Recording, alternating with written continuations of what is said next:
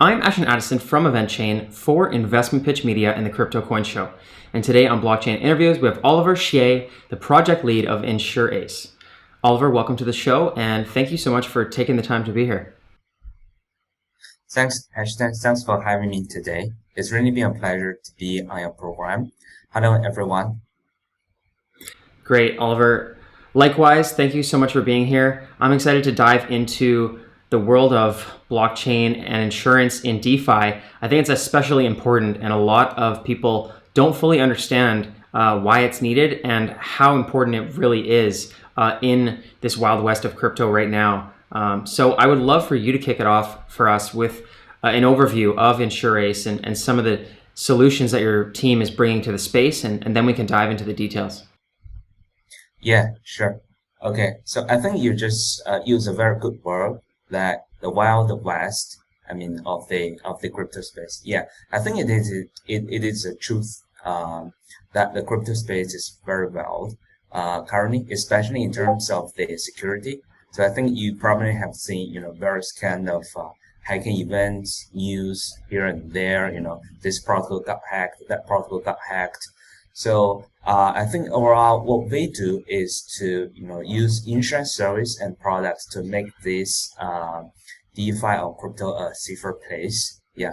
So for insurance protocol, where I DeFi insurance protocol and targeting to provide reliable, robust, and secure DeFi insurance services to the DeFi users, and at the same time provide sustainable investment return to our users as well. So we started this project from September last year and closed our seed round with back from Defiance and Perfect Capital, Hashed, and Huobi, and a few other renowned investors.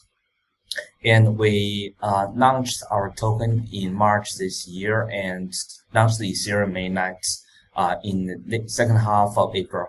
So up to now, we have launched the Ethereum mainnet for around 3 months, and we also launched the BSC in late June. So overall, we have covered around 30 million of total DeFi assets for over 50 of different DeFi protocols on 8 different chains. So we are a multi-chain, DeFi insurance protocol right now. With our products and services, I think we can safeguard the DeFi assets and overall make DeFi a safer place for everyone.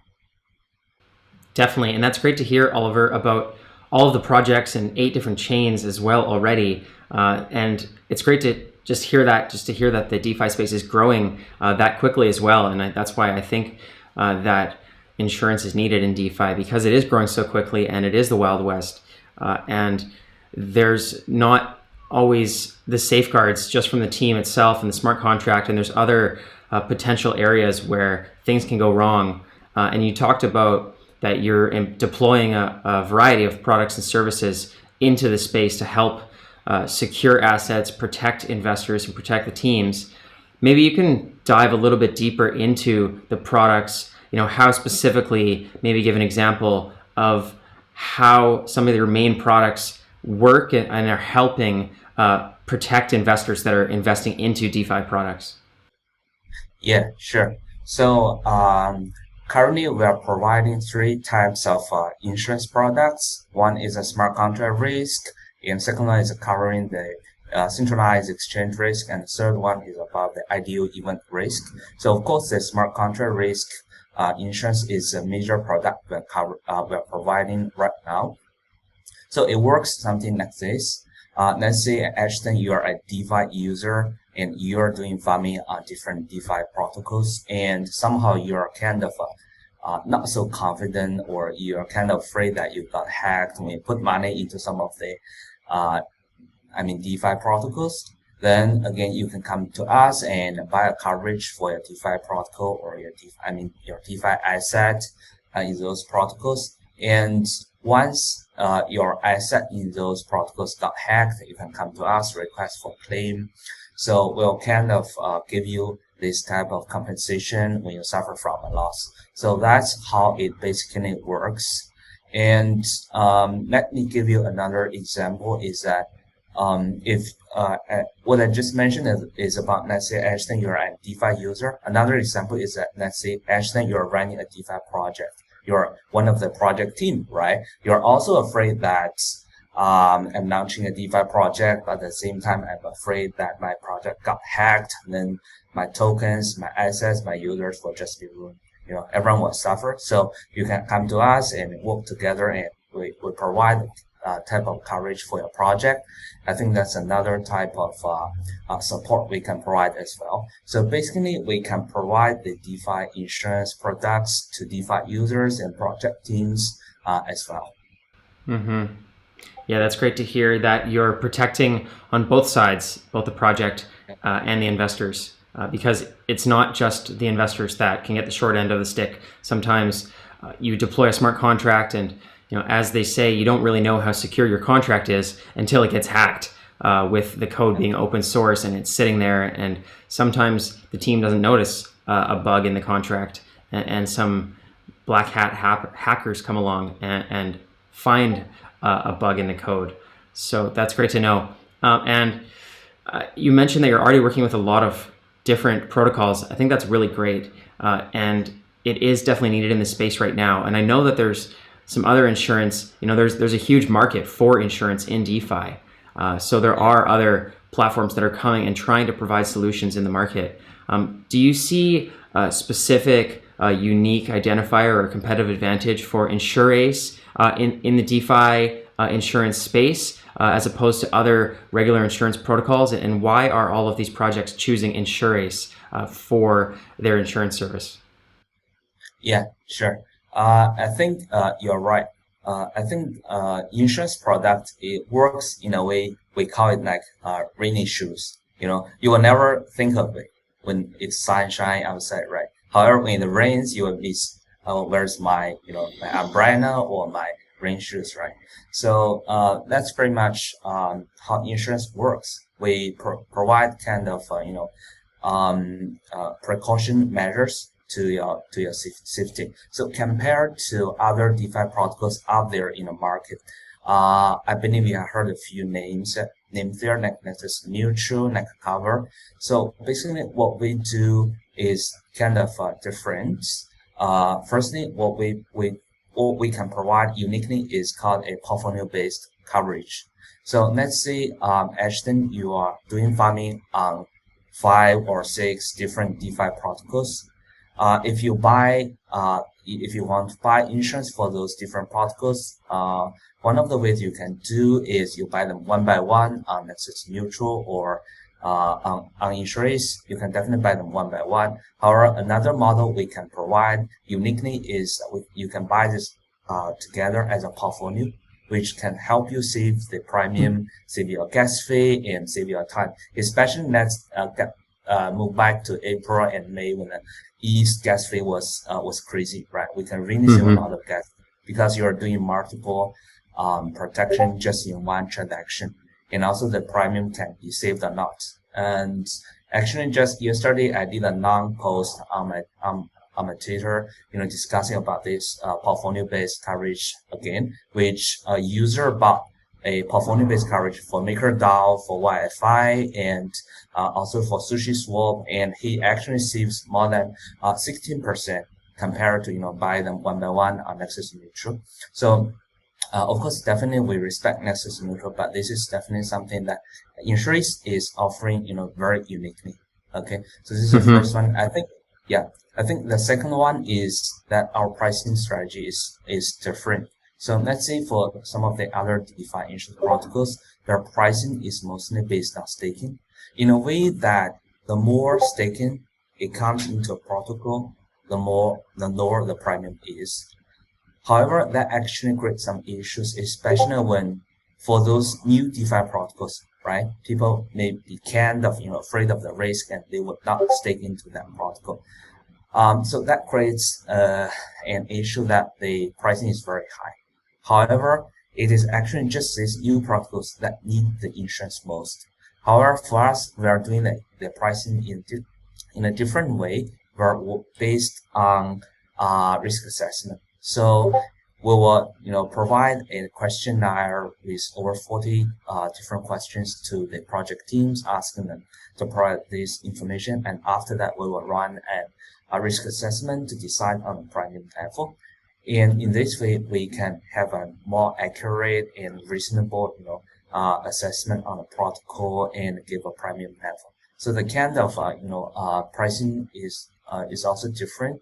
Of course, we have quite a few other different, designs that we have an investment arm, which is going to provide higher returns because, all these funds that you stake into InsurAce, they can be, used for investment and generate, investment returns again, which is a classic design, even in the traditional insurance sector as well, right? Just like what Warren Buffett is doing, right? On the one hand, they're providing insurance services, and on the right hand, they're doing investment. But again, this will work together to provide, security and as well as investment returns to the users as well. Yeah. So pretty much there are quite a few differences in terms of product design, but I think these are some of the major ones. Yeah. Definitely. And I think those are great complementary services to provide. So I'm really interested to see how that continues to grow, Oliver, and sort of basing that off of Berkshire Hathaway's motto there. And you mentioned a couple other great points there about the staking and also just about saving the gas fees, which, at some point can be hundreds of dollars per transaction, which it adds up a lot. So I'm glad that your team has thought of that as well. And thinking around that and around the staking as well, I know that there is the INSUR token that's also involved in the ecosystem, and I'm guessing it has to play a role with these competitive advantages as well. And I would love for you to just elaborate on how exactly it does play a role and what are the main functionalities of the INSUR token within InsurAce. Yeah, sure. So basically, INSUR token, of course, it's not any other DeFi token. It's a governance token as a first. Mm-hmm. So governance token, you can use it for voting. You can use it for community governance. That's the first one. I think instead of discussing about the utilities or use cases, I think we're more of focusing on the value creations and value capture for the INSUR tokens. So for us as an insurance platform, we have a multitude of sources to generate income. Like we can earn the premium, or every cover we sell, we can get some premium. And currently we have earned over 130K of premium in just past 2 to 3 months. And like the investment returns and also some of the other fees, like we have built an cross-chain bridge where we can charge some of the cross-chain bridge transferring fees. And also, like we have when people add stake, they may be charged a very little amount of fees. So in a way that we can generate all these different sources of income, and the token will be used for a way to distribute all those fees or income generated on the platform back to the token holders. So I think it's a governance token, and it can we are planning to add it to, we can use it to buy insurance, to use it to buy investment products, but that's just some utilities. But I think the most important it has is value creation and value capture that these tokens can stand for, and claim to the fees and revenue generated on the platform. I think that will create some sustainable values to the token holders. Mm-hmm. Definitely, and thank you for that explanation, Oliver. And you mentioned there that you're planning on integrating a few more features as you continue to grow out the platform. You're already working with a lot of teams, but I'm curious on, as you continue to expand, what are some of the major milestones on your team's roadmap to deliver out new products and updates for, say, the rest of 2021? Yeah, sure. I think so far we are pretty much aligned with our existing roadmap. And currently, we are working on a few new, exciting development there. First one is about API. So I think currently there's that problem that, the DeFi service is good, but it's just, too far away from the end users, right? Let's say, Ashton, you do the farm first, then you will start to think, hey, maybe I can get an insurance. Then you will start to think about Nexus Mutual, start to think about InsurAce, then you get to us, buy insurance, right? There is still a distance between your farm and you buy insurance, right? So in a way, we are currently developing an API that we can integrate just into the business process of other DeFi protocols. So that, let's say, when you are doing farming, then there will be an option that for you, if you want to get insured, you can just tick the box and boom, you get insured. So that API will be used to be seamlessly integrated with other DeFi protocols. So it will help us to expand our sales network and also provide better user experience as well. So the API development, I think it will come out in the next 2 to 3 weeks. And the second one is about multi-chain expansion. So I think everybody is talking about multi-chain, right? And currently we have been deployed to Ethereum mainline and also BSC. Actually, we have prepared everything ready to deploy on Polygon.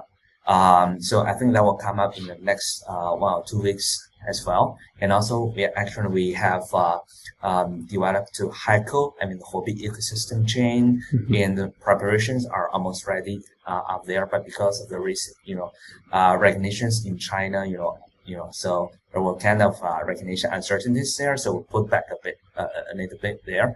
And also we built the in-house, cross-chain bridge. Of course, there are, a number of different cross-chain bridge projects out there where people can just use it for cross-chain, token bridge, right? However, we built our in-house one as well, which is, I think, more secure. I think you probably have seen the hacking event to ChainSwap, the change. Yeah, I think it's ChainSwap. Back to a few days ago, I think it's last week, right? So the cross-chain bridge has some security issues there as well. But for us, we built an in-house one. So that will help us a lot in our multi-chain expansion. And also we are looking at Solana as well. I think we are very close to get a Solana grant as well. So overall, I think multi-chain expansion is another big strategy for us to go as well. Yeah. I think then the third one is about we'll continue to, upgrade our token economy and create more values, but more importantly, accrue back those values to the token holders and users as well. Yeah. So I think these are pretty much some of the major directions we're going to develop. Oh, I think I forgot to mention one is about the institutional insurance. I think recently, let's say you have seen Aave Compound are starting to target at the institution customers, right? I think for those institutions who come into DeFi, they can work on, they can do lending and borrowing on Compound Aave. But at the same time, I think insurance is another indispensable part as well, because for the institutions, they may take security more at a higher level, right? So if insurance can just follow up and provide them for some insurance products and services, I think that will be a very good market fit. So API to expand, sales network and multi-chain expansion, and also institution grade of insurance, and also upgrade our token economy. So I think these are pretty much some of the milestones to be implemented very soon. Yeah.